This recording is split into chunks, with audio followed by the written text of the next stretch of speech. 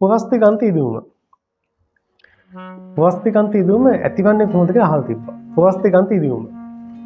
පුවස්තිකාන්ත ඉදීම හඳුනාගන්නේ කොහොමද කියලා අහලා තිබ්බා. පළවෙනි දේ තමයි මුත්‍රා කරද්දී මුත්‍රා පිට කරන්න තටමන වෙනවා. 1. 2 තමයි මුත්‍රා කැඩි කැඩි පිට වෙනවා.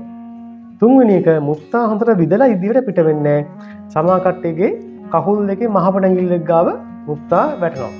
සමහර කට්ටියගේ සපත්තු තෙමෙනවා, කල්සන් තෙමෙනවා. මෙන්න මේ තත්ත්වෙන් තමයි හඳුනාගන්නේ පුවස්තිකාන්තයේ ඉදීමක් තියෙනවා කියලා. මොකද මුත්‍රා නාලය පුවස්තිකාන්තයේ ඉදීමත් එක්ක තද වෙනවා. එතකොට මොකද වෙන්නේ? නිසි ආකාරයෙන් අර වේගයෙන් මුත්‍රා ටික බහැවට එන්නේ නැහැ.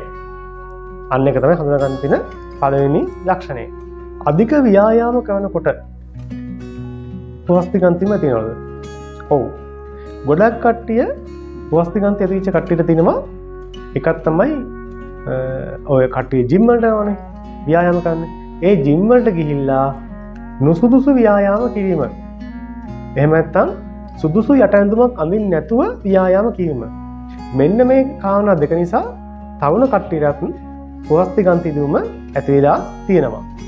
ඒ නිසා පළවෙනි තමයි සුදුසු යට ඇඳුමක් ඇඳලා ව්‍යායාම කිරීම, නුසුදුසු ව්‍යායාම ඉරියව් නොකර සිටීම.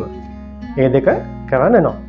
ඒ වගේම තමයි වාහනවල අධිකව ගමන් කරන කට්ටිය, විශේෂයෙන්ම බස් රථ වේදුවන් වෙනත් වාහනවල ඉන්න වේදුවන් අධිකවම එකම ඉරියව්වෙන් උටුවේ වාඩිලා වාහන පැදවීම නිසා පුවස්තිකාන්ත ඉදීම ඇති වෙලා තියෙනවා. ෆැටි ලිවර් අතර පුවස්තිකාන්තයත් එක්ක සම්බන්ධයක් තියෙනවද? ඔව්. පුවස්තිකාන්ත ඉදීමේ කට්ටිය ගොඩක් විට ෆැටි ලිවර් තියෙනවා. ෆැටි ලිවර් තියෙන එක්කයාට පුවස්තිකාන්ත ඉදීම ඇති වෙන්න පුළුවන්. මොකද ආහාර දිවවීම නිසි ආකාරයෙන් සිද්ධ නොවන නිසා. ෆැටි ලිවර් තියෙන එක්කයාගේ ජීවන ක්‍රියාවලිය දුර්වලයි. එතකොට එහෙම කට්ටියට පුවස්තිකාන්ත ඉදීම ඇති වෙන්න පුළුවන්. මොකද ආමය ඇති වෙන නිසා. මුත්‍රා බල තද කරගෙන ඉන්න නිසා මේ පුවස්තිකාන්ත ඉදීම තියෙනවද? ඔව්. ගොඩක් කට්ටිය දීර්ඝ ගමන් යනකොට, ටියුෂන් ක්ලාස් වල ඉනකොට, යකියා ස්ථානයේ ඉන්නකොට මුත්‍රා බලක් හැදුවට පස්සේ ඒක පිට කරන්නේ නැතුව ඉන්නවා. එතකොට මේ වේග ධාරණය, මුත්‍රා වේගය ධාරණය කරන නිසා පුවස්තිකාන්තයේ ඉදීමක් ඇති වෙන්න පුළුවන්. මෙන්න මේවා මොකද ඇඟේ පිට විරු දේවල් පිට නැතුව ඇඳිලා පැවතීම නිසා. එහෙම නිසා ඒ ස්ථානයේ වාතය කෝප වෙලා පුවස්තිකාන්ත ඉදීම ඇති වෙන්න පුළුවන්. පුවස්තිකාන්ත ඉදීම පරම්පරාවෙන් පරම්පරාවට එන්න පුළුවන්ද? ඔව්. බොහෝ විට එහෙම වෙන්නේ පුවස්තිකාන්ත ඉදීමට වඩා පුවස්තිකාන්තයේ පිළිකා අවස්ථාවන්. පුවස්තිකාන්තයේ පිළිකා අවස්ථාන් තියෙන කට්ටියට ඒක පරම්පරාවෙන් පාවට එන්න පුළුවන්. එහෙම තත්ත්වයක් තිබ්බොත් ඒත් එයා හොඳ සෞඛ්‍ය පද්ධතියක් තුල හොඳ ආහාර පාන විහරණයෙන් ඉන්නවනම් මේක ඇති වෙන්නේ නැහැ.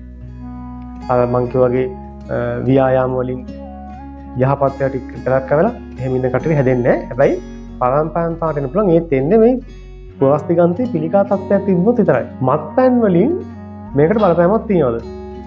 ඔව්.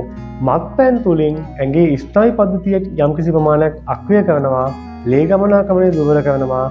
එතකොට මේ පුවස්තිකාන්ත ඉදීමට ඒක බලපානවා. ඒ නිසා මත්පැන් පානය සුදුසු නැහැ. මුත්‍රා හොඳින් පිට කරන්න තියෙන දේශීය බෙහෙත් වර්ග මොනවාද? බෙහෙත් වර්ග නෙවෙයි කියන්න පුළුවන් අත් බෙහෙත්. මොකද මේ පුවස්තිකාන්ත ඉදීමට බෙහෙතක් කරනවා නම් ඒක වෛද්‍ය කම්බෙලා ප්‍රතිකාර කරන්න ඕනේ. ඒ නිසා පානය කරන්න පුළුවන් සුදුසු පාන වර්ගයක් විතරක් කියන්න පුළුවන්. පොල්පලා පානය කිරීම. පොල්පලා කැඳ වශයෙන් හරි තම්බල හරි පානය කරනවා නම් මේ පුවස්තිකාන්ත ඉදීමට ඒක ගුණදායකයි. ලුණු වර්ණ පොතු.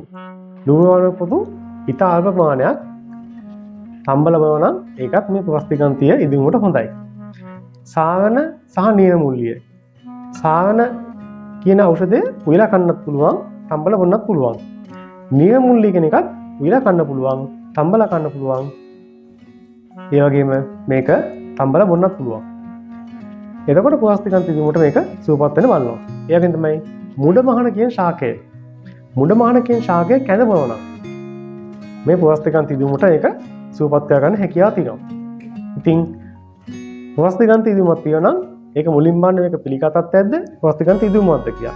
එහෙන් පරීක්ෂා කරලා බලලා සුසු ප්‍රතිකාරයක් කියන තමයි යහපත් වෙන්නේ.